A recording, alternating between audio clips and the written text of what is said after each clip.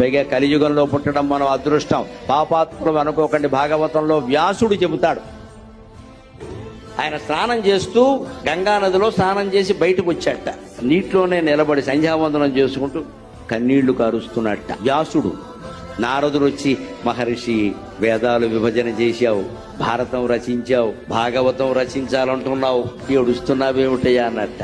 ద్వాపరయుగంలో పుట్టాను, దురదృష్టవంతుణ్ణి, కలియుగంలో పుడితే బాగుండేది. అదేమిటి అలా మాట్లాడుతున్నావు, కలియుగం అంటే పాపం అంటే? లేదయ్యా, కృతయుగంలో తపస్సు చేస్తే కానీ మోక్షం లేదు, త్రేతాయుగంలో యజ్ఞం చేస్తే కానీ మోక్షం లేదు, ద్వాపర యుగంలో దానం చేస్తే గాని మోక్షం లేదు.